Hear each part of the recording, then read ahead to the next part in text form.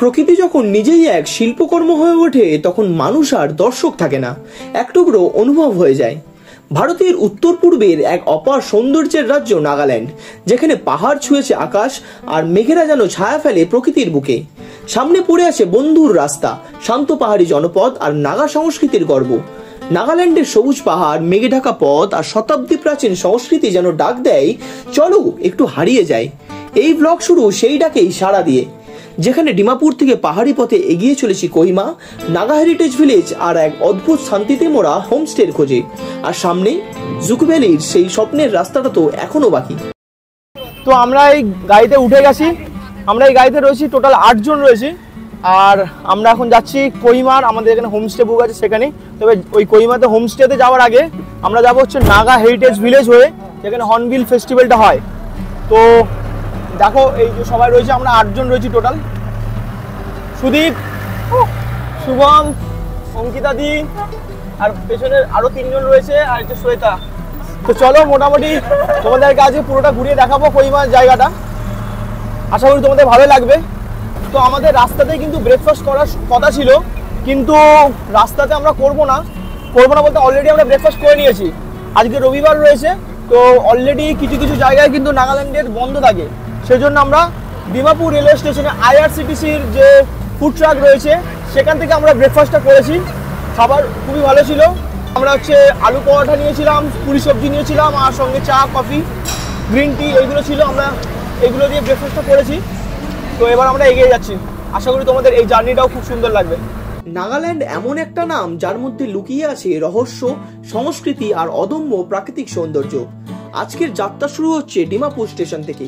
লক্ষ্য পাহাড়ের কোল ঘেঁষে অবস্থিত ওই কোহিমা শহর। টাটা সুমোতে চড়ে পাহাড়ি রাস্তা ধরে আমাদের এই যাত্রা যেন একটা ধীরে বাঁক নেওয়া কবিতার মতো।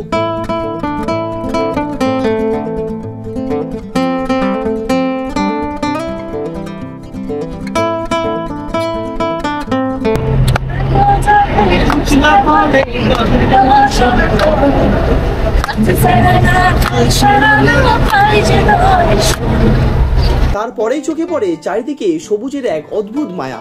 সামনের রাস্তা সরু, একদিকে উঁচু পাহাড় আর অন্যদিকে গভীর উপত্যকা। মেঘ নামছে ধীরে ধীরে পাহাড় বেয়ে, মনে হচ্ছে আকাশ যেন নেমে এসেছে হাতের নাগালে। প্রকৃতির এমন স্পর্শ এতদিন শুধু ছবিতে দেখেছিলাম, আজ যেন তার বাস্তব রূপ দেখছি নিজের চোখে।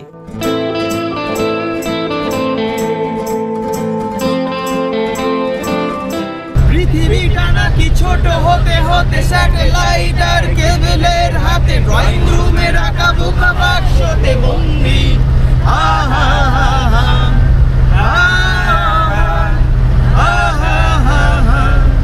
ঘরে বসে দুনিয়ার সাথে যোগাযোগ আজ হাতের মুঠোতে, ঘুচে গেছে বেশ কাল সীমানার গন্ডি।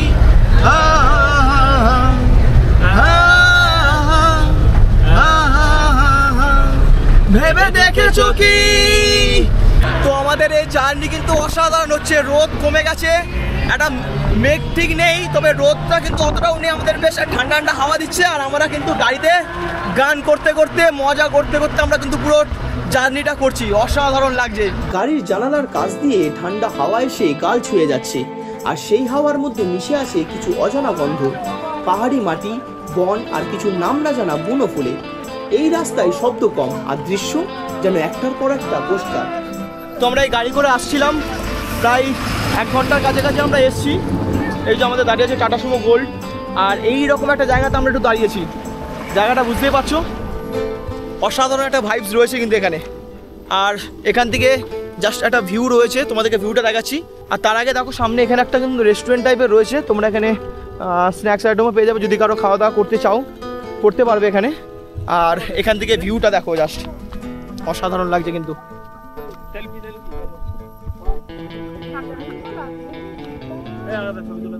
দুর্দান্ত লাগছে কিন্তু, দুর্দান্ত, দেখো অসাধারণ। মাঝে মাঝে ছোট ছোট গ্রাম চোখে পড়ে, বাঁশ দিয়ে তৈরি ঘর, খোলা উঠান, আর দূরে বাজছে কোনো মন্দির বা চার্চের ঘন্টার ধ্বনি।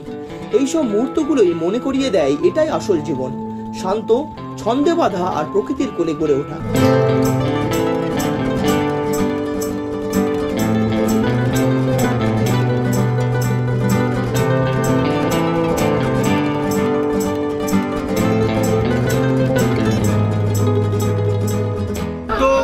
অনেকের মতো আমরা আসার পরে এবার কিন্তু যে রাস্তাটা আমরা পেয়েছি একটু অফ রোডিং আছে, রাস্তাটা একটু খারাপ, এত খুব ভালো রাস্তা ছিল।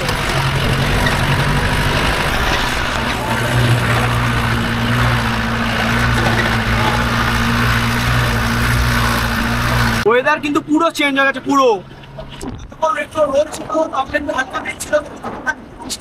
বৃষ্টির মতো ওয়েদার ছিল না, তো এখন পুরোটাই পুরো মেঘে ঢেকে গেছে আর গুড়ি গুড়ি বৃষ্টি পড়ছে। তোমরা ক্যামেরাতে বুঝতে পারবে না, বৃষ্টি যদি জোরে আসে তাহলে তোমরা বুঝতে পারবে না। ওয়েদারটা দেখো, এই ওয়েদার সাথে গাড়ির সামনের দিকে সিট আর এখানে সঙ্গে কিন্তু বৃষ্টি, অসাধারণ। আর সঙ্গে চলছে আমাদের নিজেদের যে গান, সুর নেই, স্বর নেই, সবই কিছুই নেই, কিন্তু আমরা মজা করছি প্রচন্ড। তো বন্ধুরা, এই যে দেখতে পাচ্ছি সামনে যে গেটটা, সেটা হচ্ছে কোহিমা, আমরা যে এন্ট্রি করছি এটা হচ্ছে কোহিমার এন্ট্রান্স গেট। আর সঙ্গে কিন্তু আমাদের বৃষ্টি শুরু হয়ে গেছে, তোমাদেরকে একটু বৃষ্টির স্বাদও দিই।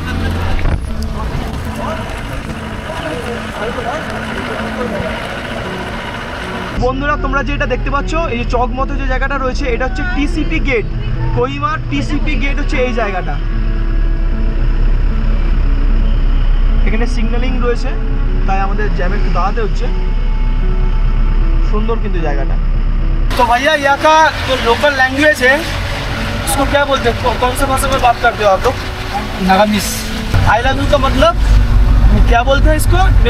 नागामिस से नागामिस में वो अपने के बाल पाए, वो अपने के बाल पाए, बाऊ पाए, बाल बाल बाल पाए, बाल पाए, बाल पाए, खुशी पाए, बाल पाए के वो आप लोग के खुशी पाए और बाल पाए मीन्स आई लव यू। তো নাগামিস কিন্তু শিখে গেলাম, আমাদের সময় কিন্তু তোমরাও শিখে গেলে। আর দেখো রাস্তাটা দেখো, অসাধারণ। এভাবেই আমরা ধীরে ধীরে পৌঁছে যাই কোহিমা শহরের প্রান্তে। পাহাড়ের কোল ঘেঁষে গড়ে ওঠা এই শহর শুধু একটা জায়গা নয়, এ এক ইতিহাস, এক অনুভব। এবং এখানেই অপেক্ষা করছে নাগা হেরিটেজ ভিলেজ আর আমাদের হোমস্টে, যেখান থেকে নতুন করে শুরু হবে আমাদের পরবর্তী অ্যাডভেঞ্চার জুকু ভ্যালি ট্রেক। তো বন্ধুরা, আমরা এখন ঢুকে গেছি নাগা হেরিটেজ ভিলেজে। এই দেখতে পাচ্ছ, এটা হচ্ছে handloom and craft pavilion marketing একটা কমপ্লেক্স, আর এটা হচ্ছে আর্ট অ্যান্ড কালচারাল ডিপার্টমেন্ট রয়েছে, মিউজিয়াম রয়েছে, এটা সেকেন্ড ওয়ার্ল্ড ওয়ার মিউজিয়াম। আর এই গেটটা এখন বন্ধ আছে, ভেতরে ঢুকতে পারছি না, তোমাদেরকে আমি বাইরে থেকে দেখিয়ে দিচ্ছি। তো দেখতে পাচ্ছ উপরে কিন্তু একটা জায়গায় লেখা আছে নাগা হেরিটেজ ভিলেজ, পুরো সবুজ পাহাড়ের মাঝে সবুজ জঙ্গলের বুকে লেখা রয়েছে, সুন্দর লাগছে কিন্তু এখান থেকে দূর থেকে দেখতে। আর জায়গাটা কিন্তু হেভি, খুবই সুন্দর। প্রাচীন ইতিহাস আর বৈচিত্র্যে ভরপুর এক গ্রাম কিসামা নাগা হেরিটেজ ভিলেজ। কোহিমা শহর থেকে মাত্র কয়েক কিলোমিটার দূরে পাহাড়ের কোলে গড়ে ওঠা এই গ্রাম যেন এক জীবন্ত জাদুঘর, যেখানে প্রতিটা বাঁশের ঘর, প্রতিটা কাঠের খোদাই আর প্রতিটা মুখোশ বয়ে নিয়ে চলেছে শত বছরের পুরনো ঐতিহ্য। তো যখন হর্নবিল ফেস্টিভ্যাল হয় ডিসেম্বর মাসে ফার্স্ট উইক, তখন কিন্তু এই জায়গাগুলো পুরো ভর্তি থাকে, প্রচণ্ড ভিড় থাকে। এখন ফাঁকা রয়েছে, আমরা ফাঁকা ফাঁকায় ঘুরছি, খুব সুন্দর লাগছে। এখানেই প্রতি বছর অনুষ্ঠিত হয় ভারতের অন্যতম বর্ণময় উৎসব হর্নবিল ফেস্টিভ্যাল।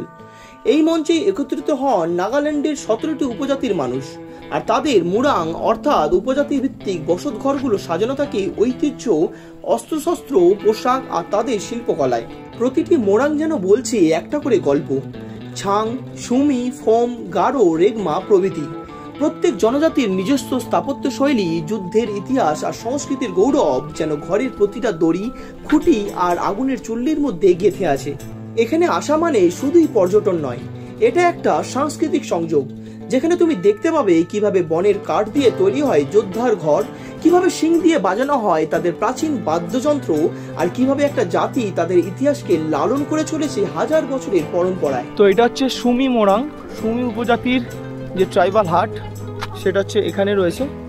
আর এই যে জায়গাটা রয়েছে দেখতে পাচ্ছ, এটা হচ্ছে রেংমা মোরাং, হচ্ছে রেংমা উপজাতির যে ট্রাইবাল হাট, সেটা এখানে। হর্নবিল ফেস্টিভ্যালের সময় এই গ্রাম রঙিন হয়ে ওঠে নাচ, গান, যুদ্ধনৃত্য আর পাহাড়ি খাবারের গন্ধে।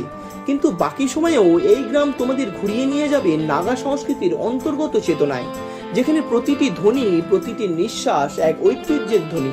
আর এই নাগা হেরিটেজ ভিলেজে যেখানে হচ্ছে অ্যাকচুয়াল প্রোগ্রামটা হয় এই হর্নবিল ফেস্টিভ্যালের সময়, সেটা কিন্তু ওপরে এক জায়গায় রয়েছে, মাঠটা রয়েছে ওল্ড গ্রাউন্ড, কিন্তু সেই জায়গাটা এখন বন্ধ রয়েছে। আর এইটাতে দেখতে পাচ্ছ কাজ চলছে এখানে, এটা হচ্ছে এখানেই এরপর থেকে কিন্তু প্রোগ্রামটা হবে, সেই জন্য কিন্তু এখানে কাজ চলছে। দেখতে পাচ্ছ ফুল কদমে কিন্তু কাজ চলছে, আর এখানে কিন্তু গ্যালারি মতো করে দিয়েছে।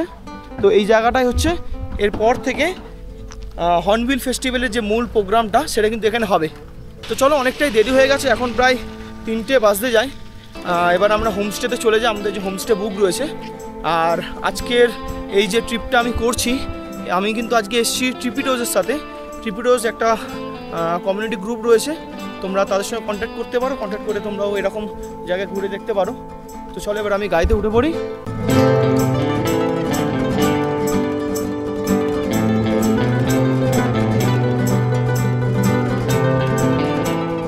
আমাদের যে হোমস্টে রয়েছে কোহিমা জাকামা ভিলেজে, সেই হোমস্টেতে চলে এসেছি। আর এটা হচ্ছে ডন হোমস্টে। তোমাদেরকে চলো হোমস্টেটা একটু ঘুরিয়ে দেখিয়ে দিচ্ছি, হোমস্টের একটা ট্যুর দিয়ে দিচ্ছি। খুব সুন্দর কিন্তু ফুল গাছ দিয়ে পুরো সাজানো রয়েছে হোমস্টেটা, ছোটো ছোটো ফুলের গাছ রয়েছে।